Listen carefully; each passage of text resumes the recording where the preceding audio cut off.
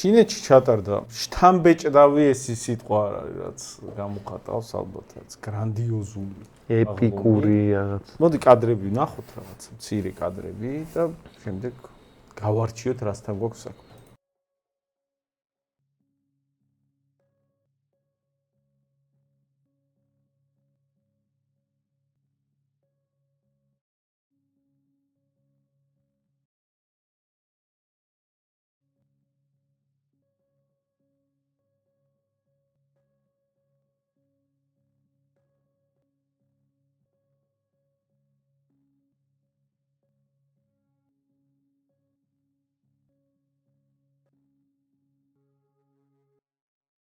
სხვათა შორის ტრამპმა თქვა ამაზე დღეს განცხადება გააკეთა რომ ჩინელების ერთ-ერთი მიზანი იყო შთაბეჭდილება მოეხდინათო ჩვენზეო და მათ ეს ნამდვილად მოახერხესო მე შთაბეჭდილებების ქვეშ ვარო. ვიდეოც გვაქვს. კი. პირდაპირ ეგრე თქვა რომ მათ იცოდნენ რომ მე უყურებდიო და მე მართლა უყურებდიო რაღაცა ცოტა ტარანტინოს კინოებში რომ დიალოგებია ხოლმე ცოტა ეგეთ ტექსტები უყვარს ტრამპს კინოშნი დიალოგები მასტერი არის რა. მოდი აი გავუშვით. It was a beautiful ceremony. I thought it was very, very impressive. But I understood the reason they were doing it and they were hoping I was watching and I was watching. ანუ თარგმანი არის ასეთი, ეს იყო მშვენიერი ცერემონია და მართლა შთამბეჭდავი იყო, მაგრამ მე ვხვდები მიზეზს, რატომაც ჩაატარეს მათ ეს და მათ იმედი ქონდათ რომ მე უყურებდი ამ ყველაფერს და მე მართლა უყურე. ხო და მიზეზი რატომაც ჩაატარეს, რას გულისხმობს ტრამპი, ხო? მიზეზი რატომაც ჩაატარეს არის შემდეგი, რომ თავზარი დასცენ, შთაბეჭდილება მოახდინონ საკუთარი ძალის დემონსტრება მოახდინონ, ტრებს თავზარი დასცენ, ხო? ეგ არის მიზეზი. მართლაც მოახერხეს, სხვათა შორის აი მე ეს ვკითხულობ რა სპეციალურად ამერიკელ აი მაღალჩინოსნებს, ყოფილ სპიკერებს და ყველას მეტნაკლებად ერთნაირი პოზიცია და დასკვნა აქვს გაკეთებული აი ამ პროცესებთან დაკავშირებით. მაგალითად ერთ-ერთი ასეთი მაღალჩინოსანი არის ტრამპის წინა ვადის, როდესაც ის პირველი ვადით იყო პრეზიდენტი, მის ერთ-ერთი სამხედრო მაღალჩინოსანი იყო გენერალ მაიკლ ფლინი, რომელსაც მერე მოუვიდა ტრამპთან გარკვეული უთანხმოება და ის ახალ ადმინისტრაციაში ვერ მოხვდა. მან პირდაპირ დაწერა, რომ აშკარათო იკრებაო ახალი ძალა, აი ამ რუსეთს და ჩინეთს გულისხმობდა და ამერიკამ ყველაფერი უნდა გააკეთოსო იმისთვის, რომ მან გამონახოსო ამ ძალასთან გარკვეული შეხების წერტილები და ასევე აღნიშნა, რომ უკრაინის ომში ამერიკის ასეთი ღრმა ჩაბმა იყო ნეოკონების და დემოკრატიული პარტიის ძალიან მძიმე შეცდომა და ტრამპმა ყველაფერი უნდა გააკეთოსო იმისთვის, რომ ამ უკრაინის კონფლიქტიდან ამერიკა გამოიყვანოს. ანუ სინამდვილეში რას ნიშნავს? ანუ ეს ყველაფერი ნიშნავს, რომ ხა ხო არ აგინებდა ხა იმას რუსულ-ჩინურ ალიანსს, აი დიპლომატიური ენით ამან აღნიშნა, რომ ამერიკაზე შეიძლება ამერიკაზე უფრო ძლიერი ალიანსი იკრება და იმისთვის, რომ მას ხელფეხი გაეხსნას მოქმედებებისთვის, უკრაინის კონფლიქტში არ უნდა ჩაებას და იქ არ უნდა ჩაფლავდეს ამერიკა. და გარკვეული მანევრირებისთვის და გარკვეული მოქმედებებისთვის მას კონდეს შესაძლებლობები და როგორი რაღაცა იცი? სხვათა შორის პუტინის პრესკონფერენციაც იყო დღეს. და ისე მომეჩვენა, რომ ცოტა პრეტენზიული ფორმით საუბარი ჰქონდა პუტინს. ანუ თუ აქამდე ის თუნდაც ტრამპთან დაკავშირებით და უკრაინის კონფლიქტთან დაკავშირებით ბევრად უფრო პოლიტკორექტული იყო, ну იმ ფარგლებში ცხადი ხა რუსეთს რა პოზიციაც გააჩნია. აქ უფრო მეტი კატეგორიულობა შევნიშნე მე მის სიტყვებში. მაგალითად, ზელენსკისა და პუტინის შესაძლო შეხვედრასთან დაკავშირებით მან აღნიშნა, რომ ჩამოვიდესო მოსკოვში. თუ არ ჩამოვა არ შევხვდები. ხო, თუ არ ანუ თუ აქამდე ის არ ამბობდა, რომ აქეთ ვინმე უნდა ჩამოსულიყო, მანამდე ზოგადად ამბობდა, რომ კი ბატონო, რუსეთი მზადაა ასეთი ფორმატის შეხვედრისთვის, მაგრამ ეხლა უფრო კატეგორიული გახდა. მათ შორის ისეთი რაღაც გააჟღერა, რომ თუ ეს კონფლიქტი პოლიტიკური მეთოდებით ვერ მოგვარდება, მაშინ რუსეთი ამ კონფლიქტს დაამთავრებს სამხედრო გზით.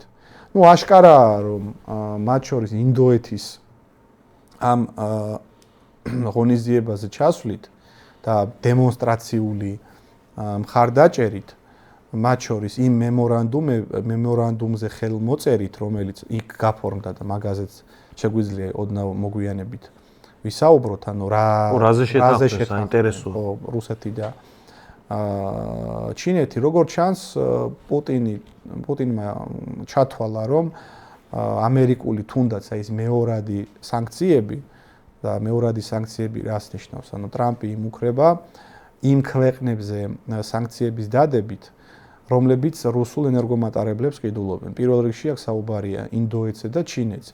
როგორც ჩანს, პუტინს, როგორც ინდოეთის პრემიერ-მინისტრმა, ასევე ჩინეთის თავმჯდომარემ მყარი გარანტიები უთხრეს, რომ ისინი არ დაიხევენ ამ ამერიკის მუქარების ფონზე და როგორც ჩანს, პუტინი თვლის, რომ მისი პოზიციები კიდევ უფრო გამყარდა. ეხლა რაც შეეხება იმ მემორანდუმზე, რაზეც ხელი მოეწერა პუტინსა და სი ძინპინს შორის.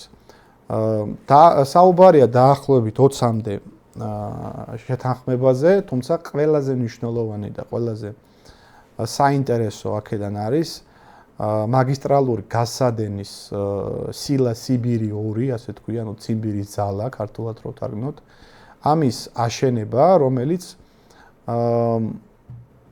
რუსეთიდან ჩინეთის მიმართულებით მონღოლეთის გავლით გაიყვანს გასადენს, რომელიც ჩინეთს მოამარაგებს წელიწადში დაახლოებით 50 მილიარდი კუბური მეტრი გაზით. რა მოცულობაა ახლა ეს რომ ვიცოდეთ? არსებობს ორი გასადენი, სილა სიბირი 1, რომელიც ფუნქციონირებს და ეს მეორე თუ აშენდება, ნუ დაახლოებით ჯამში აქ საუბარია სადღაც 100-მდე მილიარდ კუბურ მეტრზე. რა არის ახლა ეს რომ ვიცოდეთ, ანუ ახლა ჩვეულებრივ ადამიანისთვის ეგ 100 მილიარდი კუბი იქნება 50 ასოციაციურად ვერაფერთან ვერ აკავშირებს, ხო? დაახლოებით ის მოცულობა, რასაც რუსეთი ომამდე ყიდიდა ევროპაში. ამ თლიანად ევროპაზე. თლიანად არა, მაგრამ დაახლოებით 80% იმისა, რასაც ევროპაში ყიდიდა. ანუ ამ მაგისტრალური გასადენის ამოქმედების შემთხვევაში რუსეთი ამას აანაზღაურებს. ანუ ამით ასე ვთქვათ, იმ დანაკარგებს, რაც მან მიიღო ევროპის სანქციების შედეგად, ну, იქ რაღაცა ფორმით შედის ევროპაში, ხო, თურქეთის გავლით. უბრალოდ მან ერთი უნდა ითქვას, რომ ну, მანამდე ევროპასთან ერთად ჩინეთშიც ყიდა, ანუ და ეხლა იმ ჩინეთში გაყიდული, თქვა სილასიბირი 1-ის ოდენობას ემატება უბრალოდ სილასიბირი. კი, მაგრამ ნუ დაკომპენსირება ხდება. ეხლა ვერ დაკომპენსირდება ევროპის მოცულობა, თან ჯამშიც. ну, მე რაც წავიკითხე, საუბარია და სადღაც 80%-ზე. ანუ იმ მოცულობის რაც იყიდებოდა ევროპაში. როგორც ჩანს, პუტინი თვლის, რომ ანუ მას არანაირი საფრთხე უკვე არ ემუქრება ამ სანქციებით. იმ მეორად სანქციებზეა საუბარი, თორე რუსეთს რა სანქციებიც დაადეს, მეტი რაღა უნდა დაადონ. თუ არ ვცდები, რაღაც 30,000-მდე სანქცია ადევს. ამიტომ როგორც ჩანს, ჩინელებისთვისაც ეს ხომ მომგებიანია, ხო, ჩინელები საბაზრო ფასზე უფრო იაფად ყიდულობენ ამ რუსულ გაზს. ან აქ არის გარკვეულწილად ორმხრივი ინტერესების გათვალისწინება და ცხადია ეს აწუხებს ტრამპს, ეს აწუხებს ამერიკის შეერთებულ შტატებს, ჩვენ არაერთხელ გვისაუბრია ჩვენი გადაცემის ფორმატში, რომ ყველაზე დიდი საფრთხე, რაც აი კონცეპტუალურ დონეზე, დოქტრინალურ დონეზე ყველა სტრატეგიულ დოკუმენტში არის ასახული და ყველა სტრატეგოსი თუ ასე ვთქვათ, ექსპერტი ამ გეოპოლიტიკის დარგში, ვინც რა ვიცი, ამერიკის საგარეო კონცეფციებით, ჩამოყალიბებით იყო დაკავებული და დღემდე მუშაობენ ამ მიმართულებით, ცალსახა კონსენსუსი არსებობს, რომ ამერიკამ არ უნდა დაუშვას რუსეთსა და ჩინეთს შორის ალიანსი. ეს იქნება იმდენად დარღვევა სამხედრო, ეკონომიკური და პოლიტიკური ბალანსის, რომ ამერიკა ვერ შეძლებს ეფექტური კონკურენციის გაწევას. უბრალოდ ტრამპს ეგ გამოცანა კი აქვს, უბრალოდ ძალიან ძნელია უკვე ამერიკისთვის მაგ გამოცანის გადაჭრა, იმიტომ რომ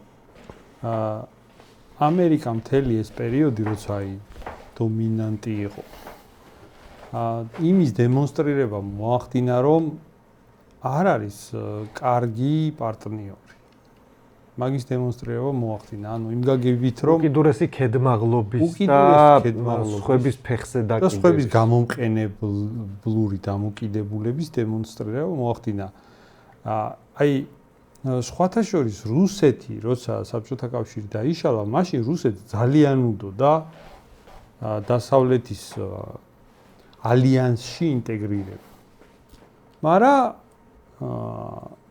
არ მიიღეს. უკრაინასაც ხო, უკრაინამაც რომ ატომური იარაღი რო დათმო და ასე შემდეგ, ეგეთი წარმოდგენები მაშინ ყოვლის მომცველი იყო. საქართველოსიც იყო ეგ წარმოდგენები, რომ საქართველოს ინტეგრაციაც მოხდებოდა. დასავლეთმა ყველა მიმართულებით იმის დემონსტრირება მოახდინა, რომ გარკვეულ კატეგორიას გამომყენებლური დამოკიდებულებით მიუდგა და დღეს ამერიკის მიმართ კრიზისი მაგ კუთხით იკვეთება, რომ წარმოდგენა ამერიკის მხარდაჭერაზე და ამერიკის მოკავშირეობაზე გაუფასურდა. შესაბამისად, ჩინეთის და რუსეთის ალიანსი გაძლიერდა.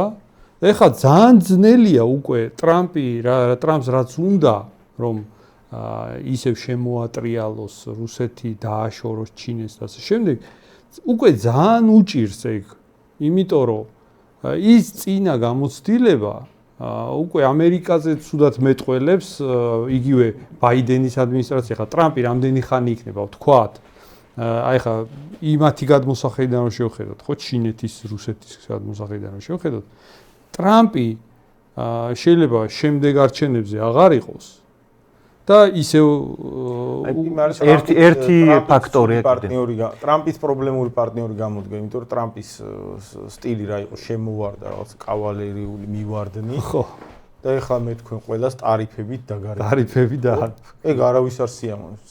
ანუ ეხლა ნახეთ, სუ ტარიფებს გიტყავთ თავში, თავიდან რომ შემოვიდა და გრენლანდია გამოუშვით, კანადა შევიერთეთ. მაგას ახლა რა ფუნქცია ქონდა? მაგას ხო არ ქონდა ის ფუნქცია, რომ მართლა ვინმე სჯეროდა, რომ კანადაში შევარდება და დაიწყოს, ხო? დემონსტრაციას ახდენ და აი ეგეთი საერთაშორისო პოლიტიკაში არსებობს ეგეთი მექანიზმი, კარგი გაგებით, არაადეკვატურად თავის რაღაცა თავზე ხელაღებული. გიჟი ვარ მომერიდეთ. გიჟი ვარ, რუსეთიც ხო იყენებს მაგას, გიჟი ვარ მომერიდეთ, თუ გამაბრაზებთ, ღილაკს დავაჭერ ხელს. ძალიან აქტიურად იყენებს ბირთვული იარაღზე ლაპარაკს საერთაშორისო პოლიტიკის დალაგებაში. იმდენად აქტიურად, რომ აი ცალკე ადამიანი ყავთ გამოყოფილი მედვედევი. აი მთელი რუსეთის მთავრობა ხომ რომ ცალკე არის მედვედევი, რომელიც ისეთ რაღაცებს წერს ხოლმე, რომ იქ მერე ტრამპი ფსიხდება. ტრამპის შემთხვევაში იგივე მექანიზმით გამოყენება დაიწყო ტარიფებით. და ეხლა სოფლიო მაგალითად ინდოეთს დაუწესა 50%-იანი ტარიფები. ყველაზე მაღალი აზიაში. ეხლა ბუნებრივი ინდოეთ მაგის გამო მეტად არ შეუყვარდებოდა ამერიკა, ვიდრე უყვარდა. ხო, ისეც არ უყვარდა. ოღონდ მაგ მიმართულებით ერთი უნდა დავამატო რა, შენ რაც აღწერე წარსული გამოცდილება, ეგ ხო არის, მაგრამ ნუ საერთაშორისო ურთიერთობები ისეა, რომ კაი აი წარსული გამოცდილება ჯანდაბას, მაგრამ ეხლა მოდი ვილაპარაკოთ, ეგეც ხდება ხოლმე, მაგრამ პრობლემა რა არის? ეხლაც ამერიკელებს შეთავაზება არა აქვთ ისეთი, რომ აი ვიღაცამ შეხედოს და არ არის ცუდი შეთავაზება. ანუ ამერიკელები იმდენად მიეჩვივნენ, რომ რახან ერთი უფროსი ყავდა ამ პლანეტას თვითონ. ბევრი რაღაცა ისედაც ეკუთვნოდათ. ეხლა რომ დადგა საკითხის რომ აი თქვენ თუ რამეს არ შემომთავაზებთ, აგერ ბატონი სი, ძიმპინი ძალიან ხელგაშლილი მასპინძელია, მას მივაკითხავთ. აღმოჩნდა რომ აი დიდად რამე კი აღარ არის აქედან შემოსათავაზებელი, ერთადერთი რასაც თავაზობს, ეხლა მე შენ ტარიფებს დაგადებ. ანუ ისე ნეგატიური არის. და თუ კარგად მოიქცევ, ცოტა დაუწევ მე მაგ ტარიფებს. არა, ნახე მან როგორ არის, მან ცოტა სხვანაირად დგა საკითხი. თლად ისე აღარ არის, რომ აი აბა ამერიკა რას თავაზობს. ანუ მაგალითად რუსეთთან მოლაპარაკებების პროცესში უკრაინის ირგვლივ ამერიკის ამოცანა ხო ის იყო, რომ ჩავშალოთ რუსეთ-ამერიკის ისა რუსეთ-ჩინეთის ალიანსი. ოღონდ გამოჩნდა, რომ არავინ არაფერს არ ჩაშლის, კაცო. ვერაფერს აღარ არსებობს. აგერ ინდოეთის თემამ ხო კარგად აჩვენა. მივიდა ტრამპი და უთხრა, თქვენ ეხა რუსეთის ნავთობს აღარ იყიდით, თორე დაგადებთ 500%-იან სანქციებს. მე აღმოჩნდა, რომ 500%-იანი არა, 50%-იანი დაადო და ინდოელებმა უთხრეს, რომ გასაგებია უბრალოდ აი არა და წავიდნენ. ხო, როგორი რაღაცა დადგა, იცი? საკითხი დადგა, მან ხო ლოგიკურია, ნახე. ეხლა ჩავშალოთ ჩინეთთან ალიანსი. ამათ რა მოელანდებათ ხვალე კაცმა არ იცის, ოღონდ ჩინეთთან ვეღარ დაგაგდები. ეს შეიძლება შეიცვალოს მართლა 3 წელიწადში. ან საერთოდ მოკლა. მე მოვიდეს ისევ ახალი ბაიდენი, ისევ ახალი დაძაბულობა და ჩინეთთან ვეღარ დაგაგდები როგორც არასაიმედო პარტნიორი. ამიტომ სინამდვილეში ეხლა ეს აზია და ეს დანარჩენი ნაწილი, რომელსაც პრეტენზია აქვს, რომ ავტონომიური მაინც იყოს ძლიერი ქვეყნები. ეგენი წვეთე შემდეგ რაღაცა. ამერიკის ჰეგემონიას თუ არ გადავტეხავთ, ეს საფრთხე იდგება სულ.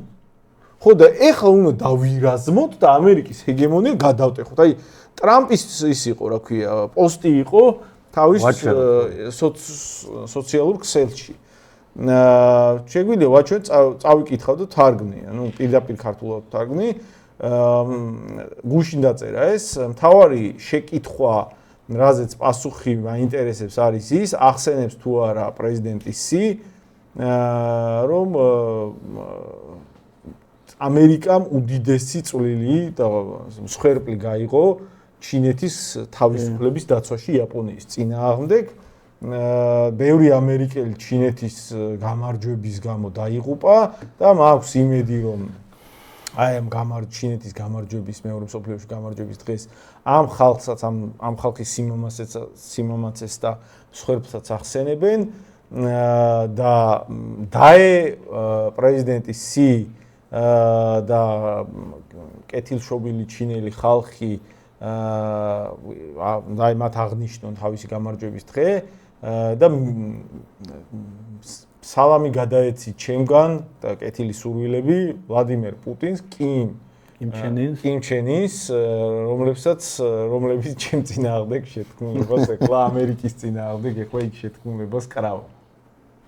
აი ანუ ის რომ ამერიკის წინააღმდეგ იგენ შეთქმულებას მან კრავენ, ის რომ მთელი ეს შეკრება, მათ შორის ინდოეთი არ ახსენა ამ შემთხვევაში. ისმის, იმიტომ რომ თლად ეხლა დაძაბვა კიდე უფრო მეტად არ უნდა შეიძლება იმ მიმართულებით, მაგრამ ყველა ვინც იქ არის ეგ კითხვის ნიშნის ანუ ეგ შეკრება და მთელი ეს შეიკრიბენ და ჩაიარა აღლუმმა, რომელიც იყო დემონსტრაცია არა ევროპელებისთვის პირველ რიგში, იმიტომ რომ ევროპელებმა ისედაც ისიან სამხედრო თვალსაზრისით თავისი ადგილი, არამედ ამერიკელებისთვის, რომ ფრთხილად იყავით აქ ეს ძალა და ეს ხალხი ეხლა თქვენი სანქციების ჟონგლირების პასუხად ეს ხალხი აქ ირაზმება. უბრალოდ დრო მინდა ვიხელთო. მოკლე ფორმულირება იმისა, რაც გაქვს. დრო მინდა ვიხელთო და აი მაგ ტრამპის სიტყვებში ხო ჩანს, საქართველოს რატო არ ჩავიდა ჩინეთში. ხო ჩანს და საბოლოო ჯამში რანაირი რაღაც ხდება, იცი, საქართველოს ჩინეთში არ ჩავიდა, ჩინეთმა ჩათვალა ესენი ვინ არიან. ამერიკა საერთოდ ეხა საერთოდ არ ელაპარაკება ამათ და არ ვიცი, მე მგონი ბოლოს მიასანქცირებენ ამათ და ჩინელებიც დაამატებენ ზევიდან და არ ვიცი, აი უბრალოდ ეს კი ეს სოფლიოში რაღაც მნიშვნელოვანი რაღაც ცვლილებები ხდება, მაგრამ საქართველოს ჩამორჩა ამ ყველაფერს რბილად ძალთა ბალანსის ჩვენება მინდოდა უბრალოდ ეკონომიკა. არა, აი სანამ მაგას გადავალთ, აი ორი სიტყვით მინდა შევაფასო ეს პოსტი ტრამპის. აი ცოტა ისეთი ნოტებიც არ იგზნობოდა ტრამპის მხრიდან, რომ ნეტა მეც ყოფილი ყავი გვეთან. აი ცოტა გეტყვი როგორი არის, აი დაბადების დღეზე რომ ბავშვს არ დაპატიჟებენ და კარგად ერთობით ხო? და მაგის გავხატული მონაწილე დაგჭირდებით მე. ამერიკელებმა შეიტანეს მან წვრილი გამარჯვებაში. ანუ ხომ ეჯო თან როგორი რაღაცა იცი? ტრამპს რო ყავდა ეხა თეთრ სახში ზელენსკი და ეს ევროპული ქვეყნების ლიდერები. ისინი რანაირად მიიღო, ხო გვახსოვს ყველას რაღაცას თვითონ მაგიდასთან იჯდა და ისინი ეს წინ დაისვა, პატარა ბავშვები და რაღაცას ელაპარაკებდა. ნუ პუტინს რანაირად დახვდა, კი ყველამ ნახეთ. სინამდვილეში ტრამპი სამყაროში აღიარებს სულ რამოდენიმე სუპერ სახელმწიფოს რა, ჩინეთს, ინდოეთს, რუსეთს მორჩა და საქართველოს. ხო, ნუ ჩვენ სტრატეგიული პარტნიორი ვართ. და სინამდვილეში აი ხო იცი, აი big boys, აი დიდი ბიჭები და თვითონაც უნდა რომ მათი წევრი იყოს რა. ანუ პირველად ხდება სოფლიო თანამედროვე ისტორიაში, როდესაც ანუ ვიღაცეები შეიკრიბნენ და ამერიკის მმართველს უნდა იქ იყოს. ანუ თავს ცოტა ისე გზნობს, იზოლირებულად გზნობს. ადრე ხო პირიქით იყო, ანუ აი ეს ევროპული ქვეყნები და დასავლეთი შეიკრიბებოდა და ან ჩინეთის ლიდერს არ მიიწევდნენ, ან რუსეთის ლიდერს არ მიიწევდნენ და საკითხი ისე იყო დაყენებული, რომ ესენი არიან სოფლიოს გამსაზღვრელი. კი, ანუ ეხლა პირიქით გადატანითი მნიშვნელობით რანაირი გამოდის, იცი? აი ყოველგვარი გადაჭარბების გარშემო. ანუ ცივილიზებული სამყარო შეიკრიბა და მე რატო არ გამპატიჟეს აი ეგეთი. ანუ ნახე, ცივილიზებული სამყარო კი არა, უფრო როგორცი? მაგარი ბიჭები აი ბლატნოი ხალხი ვინც არის, ეგენი შეიკრიბენ, გაიგე? და ამასაც ესეც თავს თulis, ეგეც ნუ ესეც არის ეხლა. ესეც არის. ეს არის, მაგრამ ამის ეს ისინი შეიკრიბენ, ამას არ უძახიან და ცალკე ლაპარაკობენ. თან რატო არ დაუძახეს, რომ სინამდვილეში ხო ამაზე უნდა მოილაპარაკონ ამას რა უკვე. კი, რატო? და აი თავისთვის ლაპარაკობენ. მაგის დემონსტრაცია რომ მოახდენთ, რომ ბუკვალურად ეგ ხდება. აი ბუკვალურად. და ისიც გაბრაზობენ, მე რატო არ დამიძახ. ისინი რა ტყვილად შეხმატკვილდნენ და მესადა ვარ ამ დროს რა. აი ეს კადრები ხა ესეთი ხატოვნად გამოხატავს მაგ სურათს. აი მოდი ვნახოთ.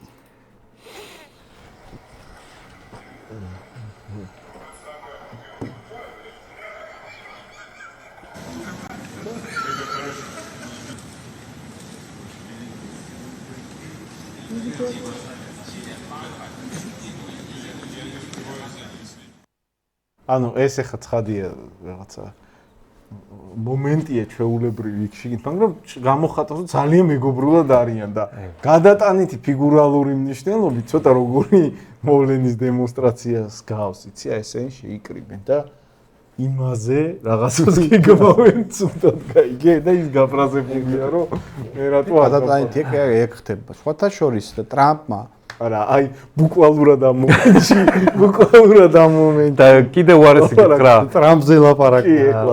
აი შენ რაც აღწერე, მან ხო აი რაღაცა მაფიის სიტუაცია არის, რომ აი მაფიის ბოსები შეიკრიბენ და ერთ-ერთი ოჯახის უფროსი არ დაპატიჟეს შეკრებაზე.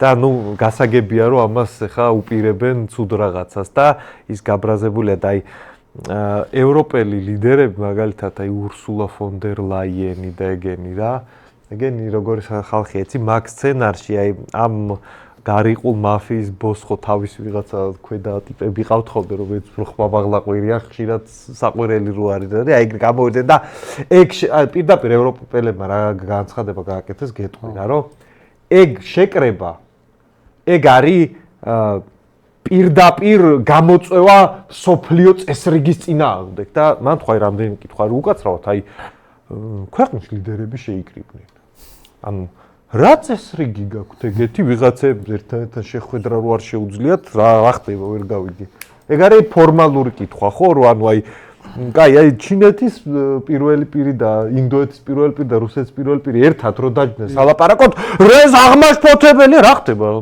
ხომ მშვიდობა გაქვთ, ეგ ერთი და ეგ ფორმალურად, ანუ დიპლომატიურ ენას როგორი დარხეული აქვს და რეალურად ხო მართლა გამოწვევა არის? კი.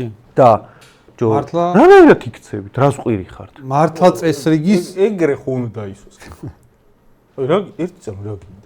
და ეგ ანუ ჩვენ რო ლაპარაკობთ ჩვენით, თქვენ რა განერვიულობთ, რაღაც გამარჯვების აღლუმს ვატარებ. აი ეგრე ხო შეიძლება? შენ არ დაგპატიჟე. და რა ვიცი, ამასთან კაი ურთიერთობა შენ რა გინდა? არა, მანდ კიდე რა უნდა ითქვა. თუ გინდა მოდი. მარტო ეგ კი არა, რომ ეგ შენ რა გინდა. ეგ ხო სინამდვილეში მაგათი ბრალი. ანუ სინამდვილეში გლობალური წესრიგი, როცა ეგენი ადგენდნენ, ისე დაადგინეს წესრიგი, რომ ის ალიანსი შეიკრა, ამათი დადგენილ წესრიგში შეიკრა. ანუ ის ალიანსი იმიტომ იკრება, რომ მიუხედავად იმისა, რომ ერთმანეთი დიდად არ მოსწონდათ მაგ მხარეებს.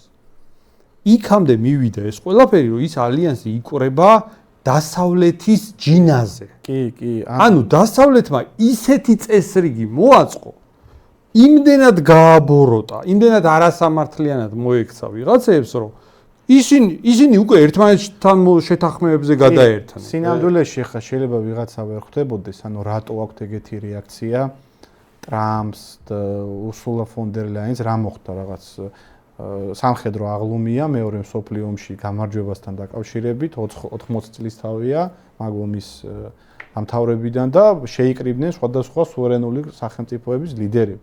რა არის ამაში ისეთი, რატო აქვს ასეთი რეაქცია?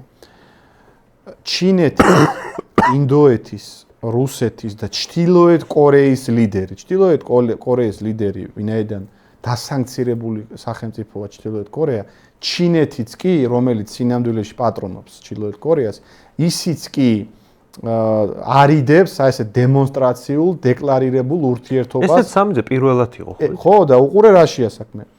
ასეთი ვიზიტი, ასეთი ფორმატის და ასეთ თემაზე სამხედრო აღლუმის ფონზე.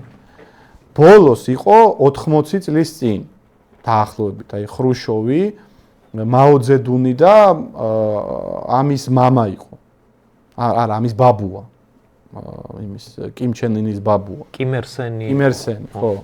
ეგ იყო მაშინ ხო მართლა ალიანსი ჰქონდათ, კაცო. წითელი საბჭოთა ალიანსი იყო, საბჭოთა კავშირი, ჩინეთის სახალხო რესპუბლიკა და დემოკრატიული რესპუბლიკა იმის ჩრდილოეთ კორეის.